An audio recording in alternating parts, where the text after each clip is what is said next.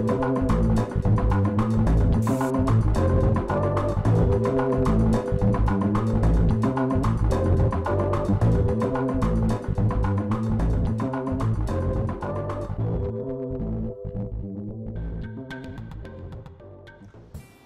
into care has 3 stages, and each and every single person that goes into care will experience those 3 stages. And this DVD is made to try and help you young people to understand more about the care system and how it works.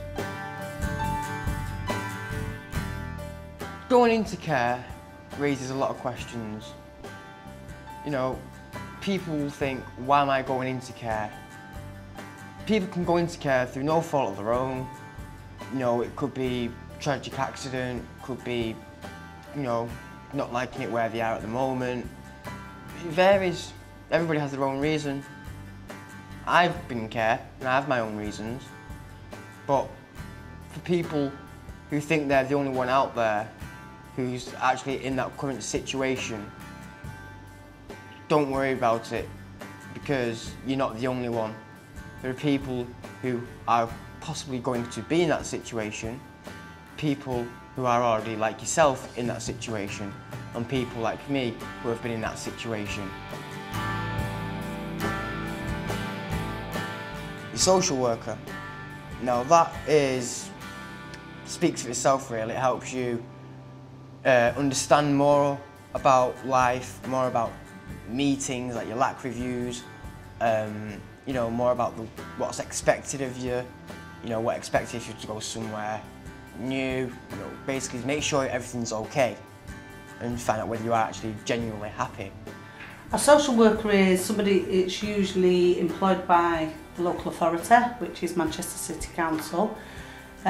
Each council in each district will employ people to look after children who may well be struggling for whatever reason within their family. What we class a social worker for young people as is their corporate parent. A corporate parent means that they're employed by the district where that young person's from or that child's from, and yes, they've got the same role about bringing up children and keeping them safe and advocating for them and making sure all their needs are met, so we call them the corporate parent. A social worker would deal with a variety of things. We deal with children and young families. It can be anything from pre-birth right up until 19, till they're leaving care. If there are any children with disabilities, it can be until 25. So there's a whole host of age range that we actually deal with, and it's all the different transitions in between.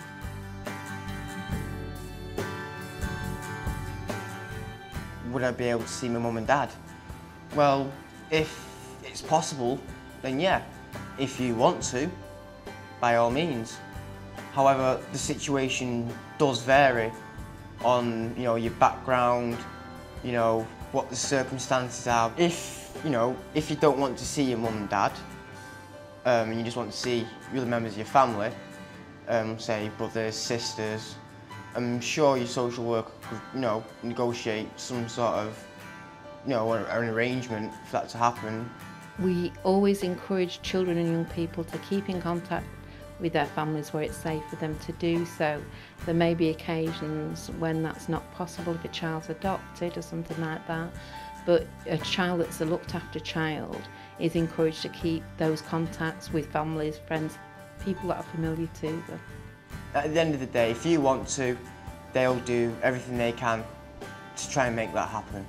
I started off seeing my little brother once a fortnight, and it's been stayed like that for about 12 years, so I'm still seeing him. So yeah, it can work out.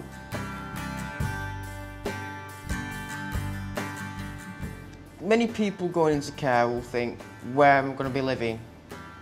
Who knows? You don't know. Social worker doesn't know. Nobody knows until it's been decided. You can either live in a residential, which is a big place with more than 10 people in it, or you either live in a foster family, which is just a regular foster family. You won't go anywhere unless you agree to go. If you was coming into the care system, social worker would look at what your needs are, where you need to live, how you need to stay in contact with your existing family, so your brothers and sisters, your mum and dad. They need to take everybody's needs into account, why they're going to look for a placement for you, what school you're going to go to, how are you going to get to that school, and they need to take into account what you're saying you want. It's that simple. What's going to happen to your family? That's what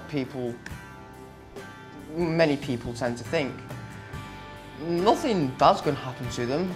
They may miss you, they may, not want you to go, but if you want to go, or you feel the need to go, then the only thing that's going to happen to your family is that they're going to be missing you, that's all. Your family is not going to hate you, they're not going to be upset with you, they're not going to be angry, they're not going to disown you from the family and just say, you no longer remember. They won't do that.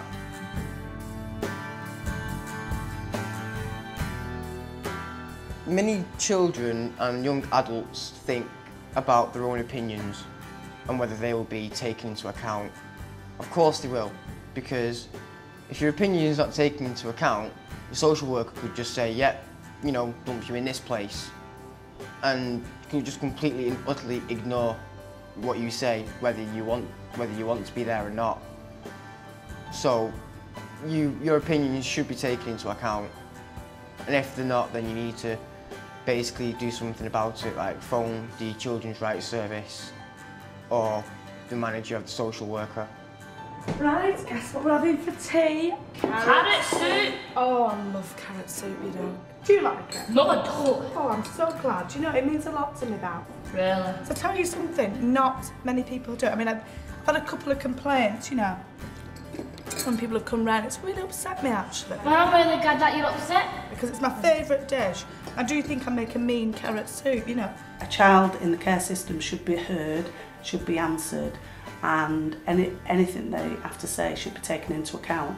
And if it can't be done, then they need to be given the reason why. But the social worker should care about what you have to say. They should be able to listen and take into account what you're saying and what you think your needs are. I think it's essential, and it's part and parcel of the work that we do with children and young people, that their voice needs to be heard and their opinion needs to be taken into account with all the different changes of circumstances, people that they come into contact. Their opinion is really important to us, and it's important that it's listened to.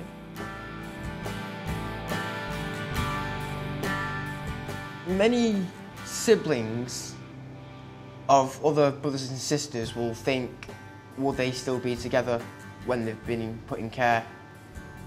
That isn't always the case. You can speak to your social worker and say, look, we may not be in the same, we may not be in the same house together, we may not be in the same family, but would you be able to help me still see them? A quite common question is, would I have a nice social worker? Who knows? You get what you're given, but if you don't like it, you are able to do something about it. You can speak to the social worker and say, look, I'm not exactly keen on you. I'm not warming up to you. I don't feel like I can talk to you. Would I be able to have somebody different? Can you help me find a different social worker? The answers that we give to young people, children and young people, is truthful. It isn't always the things that they want to hear, particularly if they want to be able to stay out late or do things that are risk-taking. It may not always be the answer that they want to hear. So we will always be honest with them, but we don't always give them the answer that they want to hear.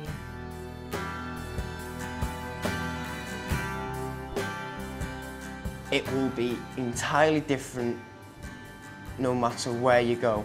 If you move house, you'll leave everybody behind and you have to make new friends. If you leave school, same thing will happen.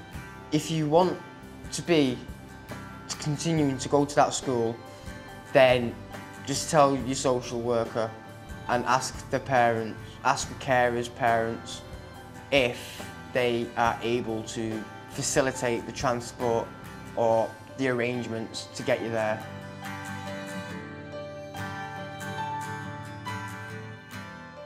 terms of religion, you know, some people may think, you know, I'm a Muslim, would I be able to live with a Muslim family? They would do their best to make sure that would happen, and it's probably more than likely it will happen if they can find the correct people. If they can't, we'll try and put you with carers or parents that are familiar with the religion and will not mind in the slightest in helping you continue your religion. When placing a child, it's a lot of factors are taken into account. We take into account what is best for them as a young person, all the things that they have in place for them that we're actually taking them away from. We try to ensure that their needs are met in the placement that they're actually in, and that is a whole host of factors, from the race, their age, whether there are other children in the placement, whether they will get on with them. You've got the rights to look at your records, you know, basically all the information that the social workers, the leaving care workers, the family placement workers, all those important people, you'll have access to all that information. And if it just happens to be you do have a different religion to the family that you're going to be staying with, or in the home you're going to be staying with, then, you know, ask them, you know, if they don't offer, simply ask them, are they able to help you continue your religion and help you eat the food that your religion allows you to eat.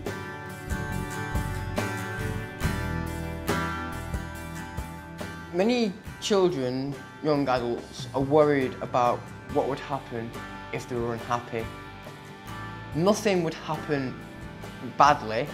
All you'd have to do was just speak to your social worker or family placement worker or leaving care worker and just say, look, I'm really unhappy at the moment, I need somebody to talk to, can I talk to you? I've got a load of stuff on my chest and I want to get it off. Hi, my name's Sophie, and if I could have written a letter to myself at the moment I went in care, I would have probably said this. Dear Sophie, don't worry. You will see your mum again, just don't have any expectations. Think of this place as a holiday retreat. Dot and Harold will look after you. These 2 years will be forever ingrained in your memory and a part of who you are. Living on this farm will give you a chance to let your imagination run wild, give you stories to tell and animals to love. Nurturing these animals will be very cathartic for you. Stay away from bad influences while you're there. Don't worry that you're not Dot and Harold's real family, they still love you. Talk about your nightmares and have fun, little Sophie, and don't feel alone.